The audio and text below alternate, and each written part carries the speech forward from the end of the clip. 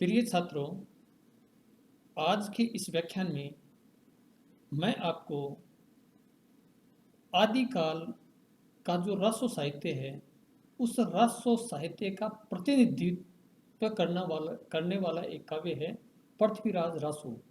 उसकी प्रामाणिकता के बारे में मैं आपको जानकारी प्रदान करना चाहूँगा।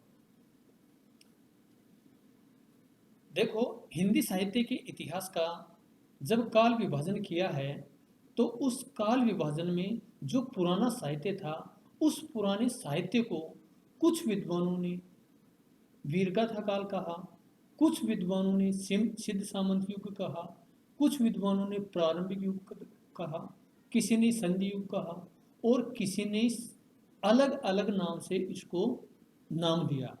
तो चाहे हिंदी साहित्य के इतिहास का काल विभाजन किया गया हो, तो उसमें प्रारंभिक काल कर दो, चाहे वीरगाथा काल कर दो, और उसके बाद में भक्ति काल, भक्ति काल के बाद में रीति काल, और रीति काल के बाद में आधुनिक काल का बड़ा ही महत्वपूर्ण स्थान माना जाता है। इस काल के अंतर्गत यानी आचार्य रामचंद्र शुक्ल ने यानी जो वीरगाथा काल माना, उस वीरगाथा काल को उन्होंने संवत 1050 से लेकर के संवत 1375 ईस्वी तक स्वीकार किया। अब अगर इसको सन में देखा जाए तो 993 ईस्वी से लेकर के 1318 ईस्वी तक का जो काल था, उस काल को हम 4-5 भागों में बांट सकते हैं, जिसमें सिद्धों का साहित्य, नाथों का साहित्य, जैनों का साहित्य, बौद्ध साहित्य, अपभ्रंश साहित्य और रासो साहित्य तथा एक और हम देखें तो इसे प्रेम प्रधान काव्य भी अंतर्गत भी बांट सकते हैं। तो इस प्रकार से इस काल में जो साहित्य था, उस साहित्य को 5-6 भागों में बांटने के बाद में मैं आपको रासो साहित्य के बारे में जानकारी देना चाहूँगा। तो रासो रासो शब्द रास रसायन से बना है, यानी रासो का मतलब होता है क्या है, यानी कैसे क्या बात है। तो रासो यानी रासो कैसे था। अब रासो रास रसायन, जिसको यानी राजस्थान में अलग नाम से जानते हैं, गुजरात में अलग नाम से इसको पुकारते हैं और मध्य भारत में इसको अलग नाम से पुकारा जाता था। लेकिन रासो का मुख्य अर्थ तो अपने राजस्थान में होता है कोई बात या कोई प्रसंग। तो ये बात या जो प्रसंग है, उसको ही हम रासो साहित्य कहते हैं। अब रासो साहित्य हिंदी साहित्य के इतिहास में जैसे हम देखें तो खुमान रासो है, परमाल रासो है, बिसलदेव रासो है, हमीर रासो है। तो इस प्रकार से रासो साहित्य यानी आदिकाल, जिसे हम वीरगाथा काल कहते हैं, वीरगाथा काल के अंतर्गत ही लिखे गए थे। और इस रासो साहित्य में राजाओं का वर्णन है, उनका जन्म है, उनका विवाह है, उनकी युद्ध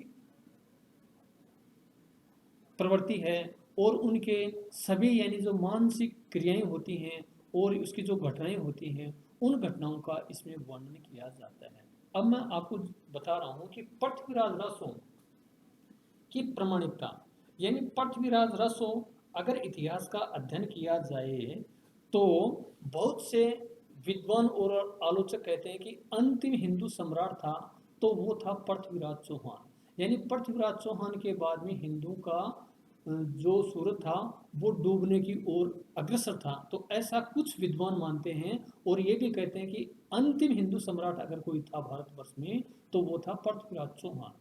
अब पृथ्वीराज चौहान का जो इतिहास में वृत्तांत है, यानी पृथ्वीराज चौहान और मोहम्मद गोरी के बीच में यानी 1191 में त्रैन की पहली लड़ाई लड़ी गई और एक वर्ष बाद में यानी 1192 ईस्वी में यानी दूसरी लड़ाई हुई, और जिसमें यह माना जाता है कि मोहम्मद गोरी ने पृथ्वीराज चौहान को बंदी बना करके गजनी की जेल में डाल दिया था।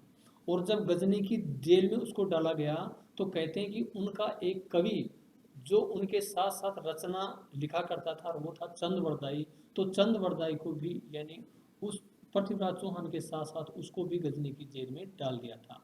और जब कहते हैं कि दोनों को जब प्राण दंड दिया जा रहा था तो उसी समय कहते हैं कि चंद्रवरदाई ने पृथ्वीराज को एक दोहा सुनाया था और उस दोहे के आधार पर यानी पृथ्वीराज चौहान ने एक ऐसा शब्द भेदी बाण चलाया था जिसके फलस्वरूप यानी मोहम्मद गोरी की मृत्यु हो गई थी।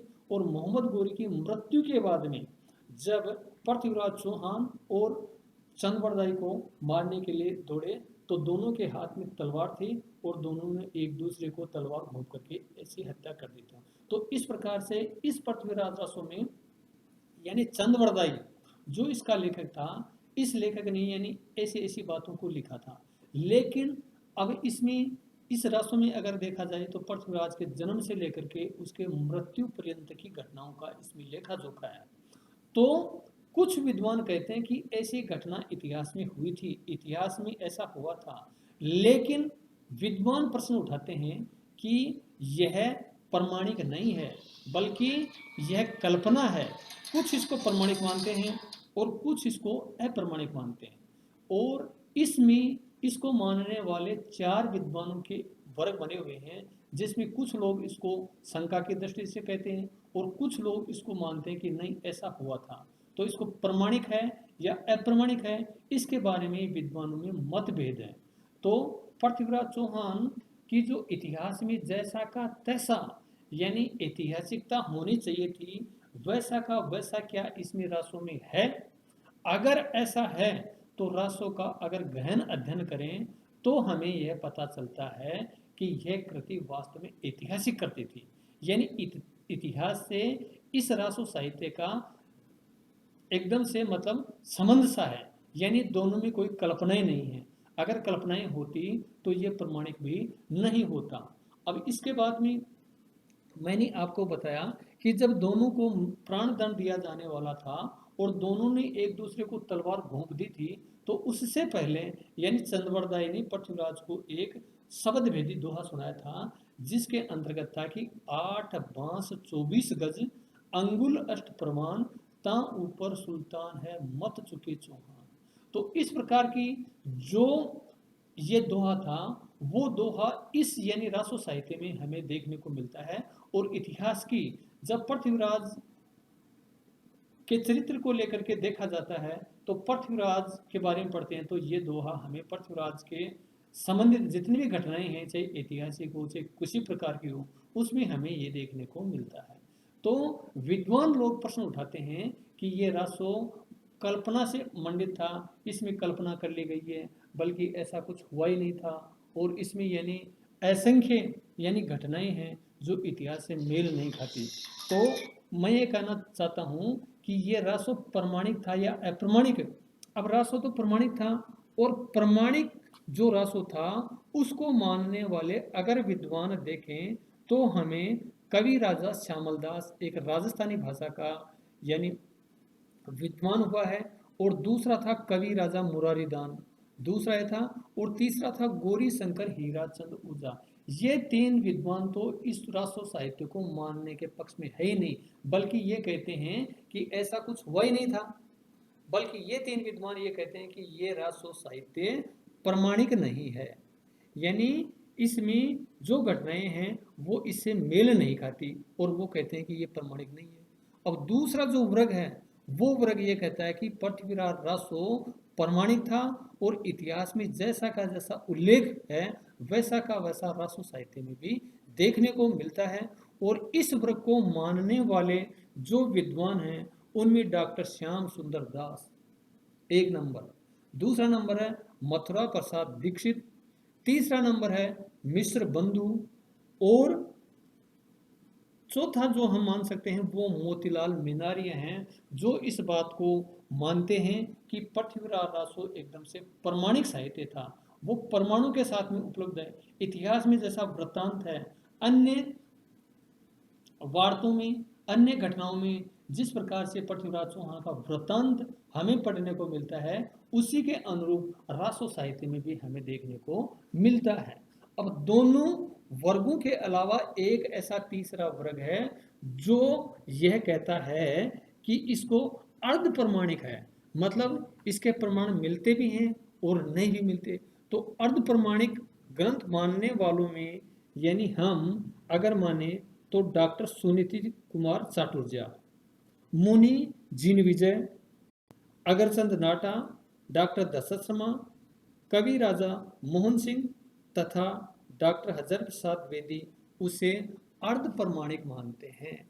यानी जो हुआ था वो सही था या गलत था, ये एकदम से स्पष्ट रूप से नहीं कह पाते, तो वो तो दोनों के मिली जुली बात करते हैं कि ये प्रमाणिक भी हो सकता है और प्रमाणिक नहीं भी हो सकता, बल्कि ये विद्वान, ये वर्ग वाले इसको बीच का सा मानते हैं कि ये सही भी है और गलत भी है। तो इस प्रकार से इन तीन वर्गों के अतिरिक्त एक वर्ग और आता है जो ये कहता है, इसमें नरोत्तम स्वामी जैसे आलोचक यानी चंद्रवरदाई को पृथ्वीराज का दरबारी कवि मानते हुए भी रासों को प्रबंध काव्य के रूप में रचित नहीं मानते। यानी ये कहते हैं कि चंद्रवरदाई पृथ्वीराज के समकालीन था, लेकिन चंद्रवरदाई ने जो पृथ्वीराज रासो लिखा है वो प्रबंध काव्य के रूप में हम इसे नहीं मान सकते। और इस वर्ग को मानने वाले विद्वानों में फुटकर पदों के रूप में ही मानते हैं। इस वर्ग जो ये लोग कहते हैं वो ये कहते हैं कि ये तो फुटकर पदों में ही प्रचलित है, बल्कि ऐसा यानी काल्पनिक हो सकता है। तो इस प्रकार से पृथ्वीराज रासो की प्रमाणिकता और अप्रमाणिकता को मानने वाले विद्वानों के चार वर्ग हैं।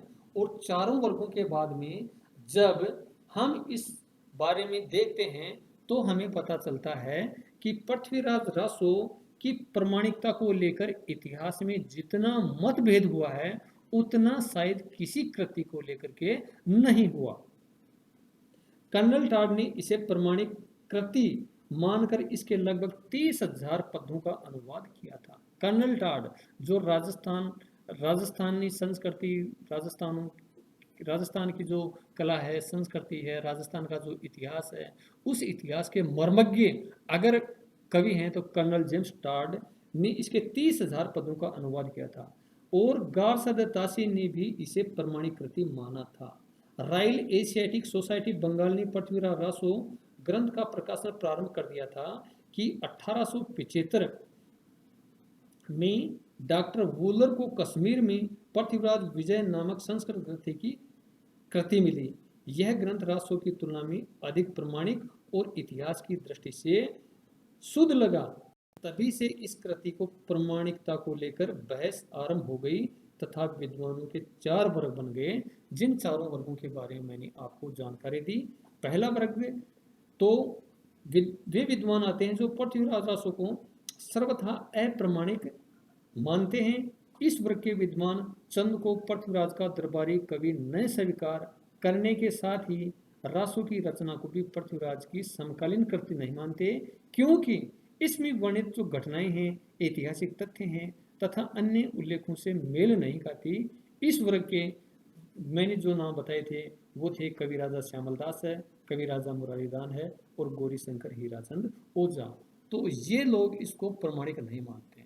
लेकिन मेरी दृष्टि में अगर मैंने पृथ्वीराज रासो के बारे में खूब सारा पढ़ा है और इतिहास में भी पृथ्वीराज जैसा का चरित्र यानी इतिहास में उद्घाटित होता है, उसी के अनुरूप अगर देखा जाए, पृथ्वीराज रासो का गहन अध्ययन किया जाए तो दोनों में समान सी ही बातें मिलती हैं। और ऐसा यानी वार्तों में भी हमें देखने को मिलता है कि अंतिम हिंदू सम्राट जो पृथ्वीराज चौहान था उसका एक सुदृढ़ साम्राज्य था। उसका साम्राज्य भारत की 9 दिशाओं में फैला हुआ था और उस राज्य पर जब आत्यायी ने आक्रमण करना प्रारंभ कर दिया था तो पृथ्वीराज चौहान और मोहम्मद गोरी के बीच में त्राइन की लड़ाई हुई थी 1191 में, जो इतिहास में प्रसिद्ध है। और एक साल बाद में जब गोरी वापस यानी सेना की तैयारी करके वापस लौटा और पृथ्वीराज चौहान को हरा दिया और पृथ्वीराज चौहान को बंदी बना करके गजनी की जेल में डाल दिया,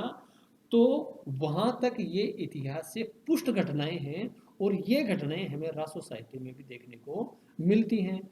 तो दोनों पृथ्वीराज रासो की प्रमाणिकता को देखें तो इतिहास से ये बहुत सा मेल खाता है और मेल खाने के बाद में इसको हम प्रमाणिक ग्रंथ मानते हैं। और इसके अलावा अगर और ग्रंथों को देखें, जैसे मान लीजिए इनके समकालीन बिसलदेव रासो था, खुमान रासो था, परमाल रासो था, हमीर रासो था, वो रासो साहित्य चाहे किसी प्रकार का हो, उसकी घटनाएं अलग हों, लेकिन उसमें कल्पना तत्व को ज़्यादा महत्ता दी गई है।